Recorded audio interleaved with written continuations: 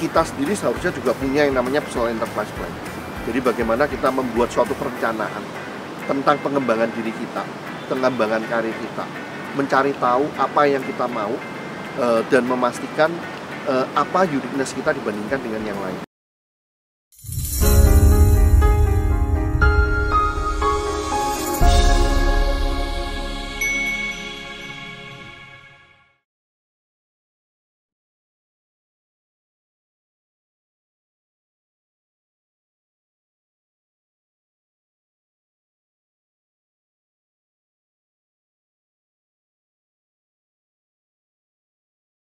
Saya Dr. Hora Citra dari Citra & Associate. Saya seorang psikolog dengan passion di bidang personal dan organization development. Saya sempat tinggal di Jerman selama 14 tahun, di sana kuliah dan bekerja di university dan beberapa perusahaan konsultan. Kemudian dilanjutkan dengan 10 tahun di China sebagai guru besar di Zhejiang University untuk bidang psikologi terapan. Sebelum akhirnya 2014 saya kembali ke Indonesia.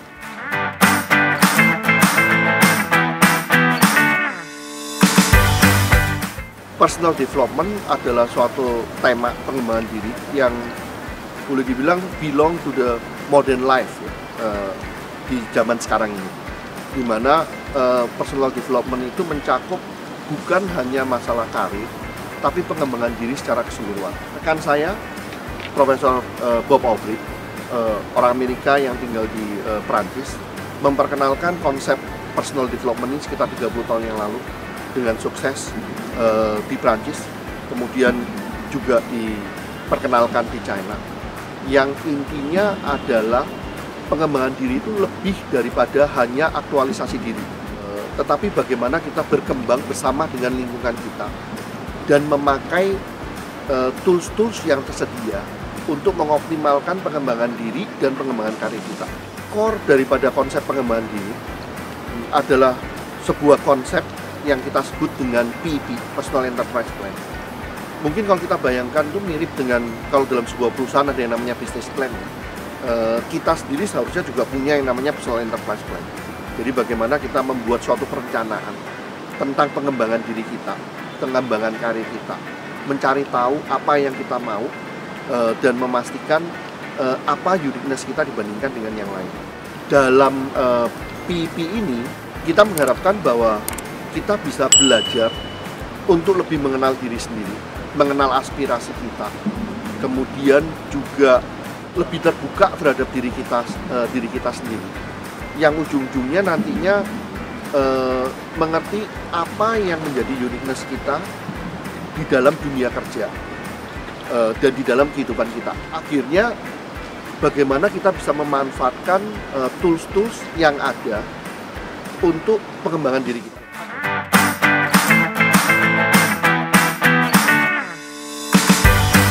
Ada 3 langkah dalam proses pembuatan Personal Enterprise Plan yang kita sebut dengan PEP. Yang awalnya adalah creating, kemudian assessing, dan terakhir strategizing. Creating yang dimaksud di sini adalah konsep yang kita namakan dengan ideal. Jadi identity, dream, enterprise, achievement, dan learning. Di sini kita berusaha mengenal diri kita sendiri secara mendalam. Di langkah kedua yang kita sebut dengan assessing, di sini kita coba melihat ke dalam environment.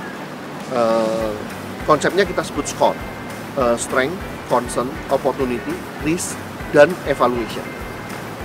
Langkah terakhir, strategizing, itu kita akan mulai dengan memastikan atau mendefinisikan uniqueness kita itu apa.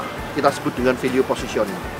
Setelah kita mengetahui di mana kita mau menempatkan diri, memposisikan diri, baru kita akan membuat yang kita sebut dengan plan A, plan B.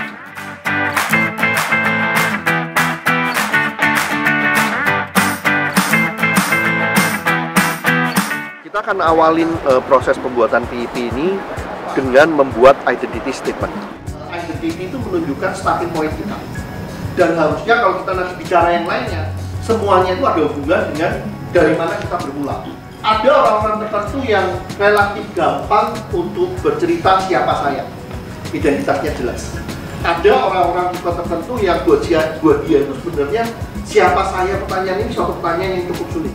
Dari saya sendiri waktu saya pengalaman saya membuat TV, buat saya identitas siapa saya itu cukup sulit. Apa yang mau saya tekankan di dalamnya, tentunya saya tahu saya namanya kurang, tapi yang berikutnya ini apa? Di satu pihak saya juga pernah jadi profesor, tapi saya juga bisnis, saya psikolog, tapi yang mau ditekankan apa? Kalau dalam konteks TV ini kan secara umumnya apa yang untuk saya ini penting sebagai starting point saya untuk memulai sesuatu. Karena ada juga nanti tipe identity statement yang kayak puzzle. Dia bicara ini, dan itu biasanya kalau puzzle itu berarti dia masih belum menemukan drive apa yang mendorong apa yang dia lakukan di dalamnya. Kemudian ada juga yang tipenya itu tipe speech tidak apa-apa. Dalam artian dia bilang, misalnya yang klasikal dia akan bilang saya ini lawyer, dan semua yang dia kerjakan itu adalah berhubungan dengan hukum.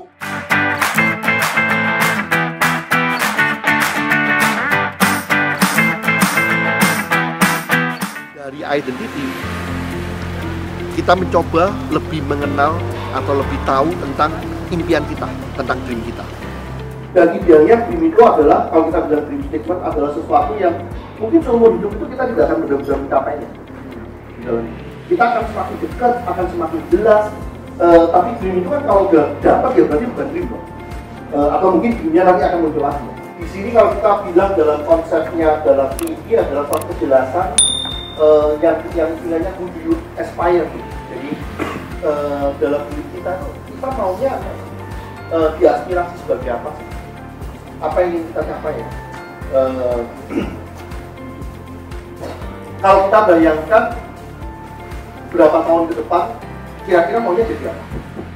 Kalau kita hubungkan antara kedua konsep itu, kita bicara bahwa identity itu kayak semacam starting point. Dari sini kita mulai berjalan. Kemudian dream itu kayak semacam destination-nya. Kalau di konsep TV sendiri, yang penting adalah bagaimana kita bisa mengerti identitas kita, karena ini adalah sesuatu yang akan mendorong kita untuk berbuat sesuatu. Dan bagaimana kita bisa mendapatkan suatu kejelasan terhadap dream kita, karena dream itu adalah sesuatu yang menarik kita. Dan kalau dua kekuatan ini bergabung, itu berarti ada suatu energi yang luar biasa yang membuat kita itu, kalau cerita video yang pertama dari si Susan Desmond, sesuatu yang membuat dia tiap hari itu berangkat pagi, penulisannya sih mengerjakan sesuatu. Atau mungkin kalau di kasusnya, di case-nya Pak Deddy ini, sesuatu yang membuat dia berani dengan suatu keyakinan mengambil sebuah keputusan. Nah, dalam dream sendiri, bagaimana dream itu nanti akan menjadi sebuah kenyataan. Dream itu harus digambarkan atau bisa kita visualisasikan atau bisa kita gambarkan dalam tulisan sebagai suatu aspirasi, identifying the dream I want to realize, sebagai suatu aspirasi yang artinya suatu aspirasi ini akan membuat kita bersemangat. Kalau dari konsep ini istilahnya adalah enterprise. Enterprise itu kan kita bersedia berbuat sesuatu yang lebih. Atau enterprise itu bisa diartikan juga kita bersedia berkorban untuk mencapai dream ini. Kemudian dari enterprise itu akan menjadi career set. Nah, dari sini kalau kita bicara dalam konsepnya personal development, berarti kan dalam dream ini, bahwa dream itu menjadi sesuatu yang realistis, kita harus mengerti misalnya job desk-nya. Kita harus mengerti karir pastinya itu apa. Udah dibilang kayak misalnya kalau dalam kasusnya saya dari dulu pengennya punya perusahaan consulting di Indonesia. Tapi waktu saya dari Jerman mau pulang, tiba-tiba ada tawaran ke China. Yang dulunya itu saya nggak kepikiran saya akan jadi akademisi, menjadi profesor. Tapi saya lihat, wah, kayaknya waktu itu rencana saya 2 tahun di China. Menurut saya, kayaknya nggak jelek juga jadi konsultan yang punya gelar profesor. Kalau nggak gitu, kalau saya dari Jerman langsung ke Indonesia, gelarnya cuma doktor. Dan di Indonesia mungkin gelar profesor lebih laku daripada cuma doktor. Bayangan saya, apalagi di program itu program kerjasama pemerintah Jerman dan China yang saya dapat kurang lebih salary Jerman. Nah, berarti kan pas banget gitu di dalamnya. Nah, ini kan kita melihat kayak semacam suatu karir Pak, yang mungkin juga dalam perjalanannya itu ide kita bisa berubah. Dreamnya tetap, tapi karir Paknya berubah dulu. Oke, saya jadi akademisi dulu, memperbaiki CV, kalau istilahnya Pak Jadi tadi itu kan employability daripada CV diperbaiki lagi untuk nanti kembali lagi ke tracknya daripada diri kita di dalamnya. Nah ini kan di situ ada satu karya part, kemudian tentunya ada satu performance target. Performance targetnya seperti apa? Kalau kita bilang kita mau menjadi profesor itu kan juga banyak tipenya. Kalau saya di dunia akademisi, yang namanya profesor itu ada profesor yang jadi profesor karena suka ngajar, karena dia passionnya dia adalah melihat orang lain berkembang.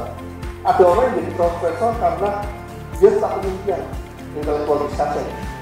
Ada orang yang jadi profesor karena dia punya power. Di sana nanti kita akan lihat bahwa karya partnya dia untuk jadi akademisi itu waktu yang dia, energi yang dia spend akan berbeda. Seseorang yang menjadi akademisi dan suka power, biasanya dia penelitiannya oke lah, tapi yang utama dia bukan lagi jadi prodi, habis itu jadi dekan, waktu rektor, kita kerja jadi mungkin nanti jadi rektor. Kalau mereka yang sukanya penelitian, terlihatnya nanti track recordnya adalah publication. Mereka yang suka mengajar, ya dia punya klinik disenengin oleh mahasiswa-mahasiswanya. Itu sesuatu yang berbeda. Nah di sini dalam diri ini kan kita harus lebih realistis atau lebih precise lagi. Saya ingin jadi profesor, berarti saya ingin jadi profesor yang seperti apa? Yang dibilang enterprise itu adalah sesuatu yang mendorong kita untuk tiba-tiba itu melejit ke satu arah. Achievement ini yang menunjukkan kayak modal kita, kemampuan kita.